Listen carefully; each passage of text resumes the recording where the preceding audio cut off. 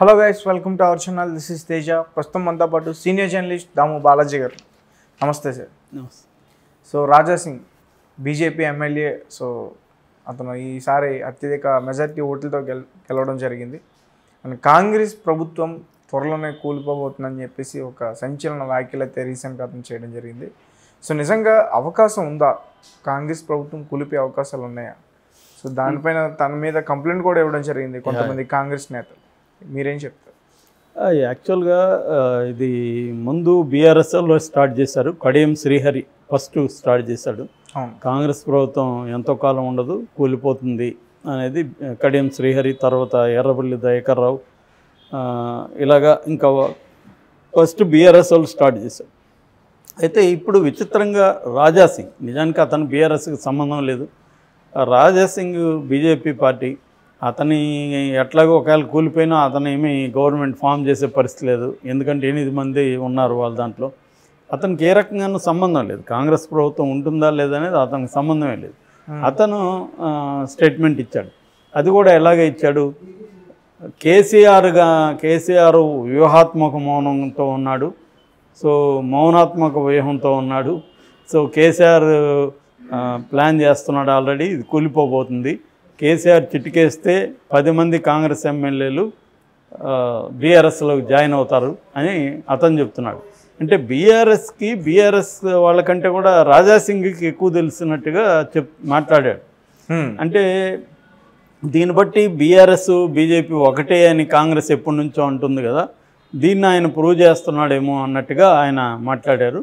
So దీనికి సంబంధించి Ponnam Prabhakar minister ఆయన కానీ లేకపోతే ఇంకొంతమంది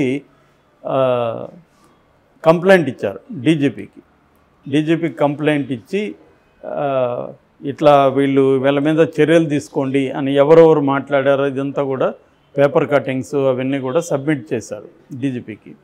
సో ఇప్పుడు ఏంటంటే ఇది అసలు బీఆర్ఎస్ ఎందుకు ఇలా చేస్తుంది? ఈవెన్ హరీష్ రావు కూడా నిన్న మాట్లాడుతూ కేసీఆర్ గాని అనుకుంటే ఈ కాంగ్రెస్ ప్రభుత్వం ఎప్పుడో కూల్చేయచ్చు, కానీ మేము అట్లా అనుకోవట్లేదు, వాళ్ళకి మెజారిటీ ఇచ్చారు కాబట్టి వాళ్ళే పరిపాలించాలని మేము అనుకుంటున్నాం అన్నది కూడా మాట్లాడు. అంటే ఇండైరెక్ట్గా ఆయన కూడా బెదిరిస్తున్నాడు.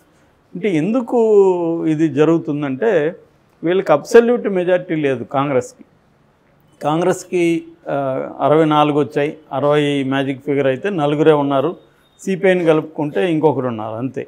సో ఒక 10 మంది కానీ జంప్ అయితే ఖచ్చితంగా కాంగ్రెస్ ప్రభుత్వం కూలిపోతుంది. సో మొన్న కూడా ఆయన పొన్నాల లక్ష్మయ్య కూడా రేవంత్ రెడ్డి కేసీఆర్ని పరామర్శించడానికి వెళ్ళినప్పుడు ఆ ఫోటో కింద ఆయన కామెంట్ పెట్టాడు, కేసీఆర్ని నా ప్రాధేయపడుతున్నాడు, సార్ నన్ను 1 సంవత్సరం అన్న సీఎంగా ఉండనివ్వండి, నా ప్రభుత్వాన్ని కూల్చేయకండి దయచేసి అని వేడుకుంటున్నాడు అని ఆయన కామెంట్ పెట్టాడు. అంటే బీఆర్ఎస్ వాళ్ళందరూ ఒక రకమైన మైండ్ గేమ్ స్టార్ట్ చేసినట్టుగా మనకు కనబడుతుంది కాంగ్రెస్ మీద. ఎందుకంటే గతంలో తీసుకుంటే 2018లో టీఆర్ఎస్కి అప్పట్లో క్లియర్ మెజార్టీ 88 సీట్లు వచ్చినా మళ్ళీ 12 మంది కాంగ్రెస్ వాళ్ళని, తర్వాత తెలుగుదేశం వాళ్ళని ఒక 2 లాక్కున్నాడు. చివరికి సిపిఐలో ఒకరుంటే ఆ ఒకరిని కూడా లాక్కున్నాడు కేసీఆర్.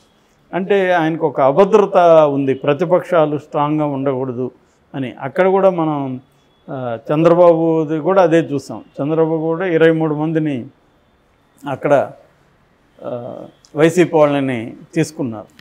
సో ఇలాగా ఏంటంటే అధికారంలో క్లియర్గా మ్యాండేట్ ఉండి క్లియర్ మెజార్టీ ఉన్నా కూడా ప్రతిపక్షం ఉండకూడదు, ప్రతిపక్షాన్ని తొక్కేస్తే నెక్స్ట్ ఎలక్షన్లు కూడా మనకి ఇబ్బంది ఉండదు అన్న ధోరణితో వచ్చారు. సో దీన్ని రేవంత్ రెడ్డి చాలా గట్టిగా ఖండిస్తూ కాంగ్రెస్ నుంచి వెళ్ళిన 12 మందిని ఓడించండి అని ఎక్కడ సభలు జరిగినా అక్కడ పిలిపించాడు ప్రజలకి. దాని ఎఫెక్టా మరి ప్రజల్లో కూడా వ్యతిరేకత వచ్చిందో తెలియదు, కానీ దాదాపు 9 మంది ఓడిపోయారు. ఆ 12 మందిలో కాంగ్రెస్ నుంచి బీఆర్ఎస్లోకి వెళ్ళిన 12 మందిలో 9 మంది ఓడిపోయారు. ఓన్లీ గ్రేటర్ హైదరాబాద్లో సబితా ఇంద్రారెడ్డి కావచ్చు, ఇటు సుధీర్ అలాంటి ఇక్కడ వేవ్ బీఆర్ఎస్ మీద ఉంది కాబట్టి వాళ్ళు గెలిచారని మనం అనుకోవచ్చు. సో ఈ కాంటెక్స్లో ఇప్పుడు వాళ్ళు ఏంటంటే ఒక మైండ్ గేమ్ స్టార్ట్ చేశారు. ఈ ప్రభుత్వం నిజానికి ప్రభుత్వం ఏర్పడి వారం కూడా కాలేదు, వాళ్ళు ఇంకా సమీక్షల స్టేజ్లో ఉన్నారు. ఇంకా అప్పటికీ వాళ్ళు రేవంత్ రెడ్డి చాలా వేగంగా ఆయన పనిచేస్తున్నాడు. ఆ మినిస్టర్లు కూడా వేగంగా సమీక్షల్లోకి వివిధ పరిపాలన సంబంధమైన విషయాల్లోకి ఎంటర్ అయిపోయి పనులలో స్టార్ట్ చేశారు. నిజానికి వాళ్ళకి బ్రీతింగ్ స్పేస్ ఇవ్వాలి, ఇస్తామని కూడా కేసీఆర్ చెప్పినట్టుగా కూడా వార్తలు వచ్చాయి. కానీ ఇవ్వట్లేదు. డే 1లోనే హరీష్ రావు అటాక్ చేశాడు, ఇటు కేటీఆర్ మొదలుపెట్టాడు, ఇంకా వరుసగా వాళ్ళు స్టార్ట్ చేస్తున్నారు. సో ఈ కాంటెక్స్ట్లో నిజంగా ఇప్పుడు దీన్ని లా అండ్ ఆర్డర్ ప్రాబ్లం లాగా డీజీపీకి కంప్లైంట్ చేయడం వల్ల ఒరిగేది ఏమన్నా ఉందా అని చాలామంది అడుగుతున్నారు. నిజానికి ఇది క్రిమినల్ కేసు, ఐపీసీ కానీ సిఆర్పిసి కిందికి రాదు. ఒకవేళ కాంగ్రెస్ నుంచి 10 మంది జంప్ అయినా అది ప్రజాప్రాతినిధ్య చట్టం యాక్ట్ కిందకి వస్తుంది తప్ప ఈ క్రిమినల్ ఐపీసీ సిఆర్పిసి కావు. కాబట్టి డీజీపీ ఏం చేస్తాడు, లా అండ్ ఆర్డర్ పోలీసులు ఏం చేస్తారు, వాళ్ళు చేసేది ఏముండదు. కాకపోతే అది వాళ్ళకి తెలీదా కాంగ్రెస్ వాళ్ళకి? వాళ్ళు ఎందుకు ఇచ్చారంటే దీన్ని కౌంటర్గా ఎక్స్పోజ్ చేయడం ఒకటి స్ట్రాటజీ. రెండో స్ట్రాటజీ ఏంటంటే బీఆర్ఎస్ వాళ్ళు ఇలా ప్రెజర్ చేసే కొద్దీ కాంగ్రెస్ వాళ్ళు రివర్స్ గేమ్ మొదలు పెడతారు. అంటే బీఆర్ఎస్ నుంచి కొంతమందిని తమ వైపు లాక్కునేదానికి ట్రై చేస్తారు. కాంగ్రెస్ ఏంటంటే ఇప్పటివరకు అది వద్దని అనుకుంటా ఉన్నారు. అందుకనే వాళ్ళు ఇంకొక గేమ్ స్టార్ట్ చేస్తారు. వాళ్ళ గేమ్ ఏంటంటే ఎంఐఎంతో స్నేహాన్ని మొదలుపెట్టారు కాంగ్రెస్ వాళ్ళు. ఆయనకి అక్బరుద్దీన్ ఓవైసీకి ప్రొటెం స్పీకర్ ఇవ్వడం, తర్వాత గ్రేటర్ హైదరాబాద్కి సంబంధించిన సమీక్షలు కూడా మనం చూస్తే రేవంత్ రెడ్డి పక్కనే ఆయన కూర్చున్నాడు. ఒకప్పుడు వాళ్ళిద్దరూ భయంకరంగా విమర్శలు చేసుకున్నారు. రేవంత్ రెడ్డినేమో అక్బరుద్దీన్ ఆయన ఆర్ఎస్ఎస్ టిల్లు బాయ్ అని పేరు పెట్టాడు, ఈయనేమో నీ బట్టల కింద కాకి నిక్కర్ ఉంది, షేర్వాణి కింద కాకి నిక్కర్ ఉంది అని రేవంత్ రెడ్డి అన్నాడు. అలాగే వాళ్ళు తీవ్ర విమర్శలు చేసుకున్నారు. కానీ ఇప్పుడు మళ్ళీ వాళ్ళు కలుస్తున్నట్టుగా మనకు కనిపిస్తుంది ట్రెండ్ చూస్తే. అంటే కాంగ్రెస్ రేపొద్దున అటు ఇటు అయినా కూడా వాళ్ళ మద్దతు మనకు ఉంటే మంచిదనేది ఒకటి. రెండోది, గ్రేటర్ హైదరాబాద్లో కాంగ్రెస్ చాలా బలహీనంగా ఉంది. ఇప్పుడు నెక్స్ట్ ఇమీడియట్గా లోక్సభ ఎన్నికలు వస్తున్నాయి, దాని తర్వాత పంచాయతీ ఎన్నికలు ఉన్నాయి, గ్రేటర్ హైదరాబాదు ఎన్నికలు ఉన్నాయి. ఇవన్నీ ఉన్నాయి కాబట్టి వాళ్ళతో ఎంఐఎంతో మంచిగా ఉంటే బాగుండు అనేది కాంగ్రెస్కి ఉంది. వాళ్ళకి ఎంఐఎంకి కూడా మొదటి నుంచి వాళ్ళ మీద ఉన్న విమర్శ ఏంటంటే అధికారంలో ఎవరుంటే వాళ్ళతో ఉంటారు వాళ్ళని. ఎందుకంటే వాళ్ళకి పాత బస్తీలో వాళ్ళ హవా నడవాలంటే అధికారంలో ఉండే వాళ్ళ సపోర్ట్ కావాలి. లేదంటే వాళ్ళ ప్రాబ్లం అంటే అక్కడ ఎంబీటీ రైవల్ గ్రూప్ ఉంది, ఎంబీటీతో కానీ వీళ్ళు ఉంటే వాళ్ళకి ఇబ్బంది.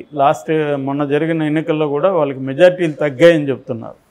ఈ క్రమంలో వాళ్ళు కూడా కాంగ్రెస్తో మంచిగా ఉన్నాము, మళ్ళీ బీఆర్ఎస్ వస్తే అప్పుడు చూసుకుందామని అనుకుంటున్నారు. బీఆర్ఎస్తో కూడా వాళ్ళు ఎనిమిటీ ఏం లేదు. యాక్చువల్గా అక్బరుద్దీన్ ఈ సమావేశానికి రాకముందు యశోదాకిళ్ళి టీఆర్ఎస్ని ఆయన బీఆర్ఎస్ నాయకుడు కేసీఆర్ని పరామర్శించి మరీ వచ్చాడు. సో వాళ్ళు ఏంటంటే వాళ్ళు డబుల్ గేమ్ ఆడడంలో ఎక్స్పర్ట్లు అయిపోయారు. ఒక పక్క బీజేపీని వ్యతిరేకిస్తున్నట్టుగా ముస్లింల తరపున పోరాడుతున్నట్టుగా ఉంటారు, మళ్ళీ దేశవ్యాప్తంగా బీజేపీని గెలిపించడానికి యాంటీ ఇన్కంబెన్సీ ఓట్లని చీలుస్తారు. ముఖ్యంగా కాంగ్రెస్ వైపు వెళ్ళే ముస్లిం ఓట్లను చీల్చడమే వాళ్ళ పని దేశవ్యాప్తంగా. అదొక పక్క చేస్తూ ఇంకోవైపు ఏమో మేము ముస్లింల తరపున పోరాడుతున్నాం, బీజేపీకి వ్యతిరేకంగా పోరాడుతున్నాం అన్న కలరింగ్ ఇస్తుంటారు. సో అలాగే ఇక్కడ కూడా ఏంటంటే వాళ్ళకి అధికారంలో ఉండే వాళ్ళ అండ వాళ్ళకి అవసరం, కాంగ్రెస్కి కూడా ఇవాళ వాళ్ళ అవసరం. కాబట్టి రేవంత్ రెడ్డి కూడా ఏంటంటే చాలా ఆచితూచి వ్యవహరిస్తున్నాడు. తన పట్ల వ్యతిరేకత ఉన్న వాళ్ళతో కూడా మంచిగా ఉండడం, అందరినీ కలుపుకోకపోవడం అనేది జరుగుతుంది. ఈ క్రమంలో క్లియర్గా అధికారం ఉండి రేవంత్ రెడ్డి గ్రిప్పింగ్గా అన్ని విషయాల్లో పట్టు సాధించి పనిచేసుకుంటుంటే కాంగ్రెస్ కూలిపోవడం అనేది జరగదు. Okay sir, thank you so much.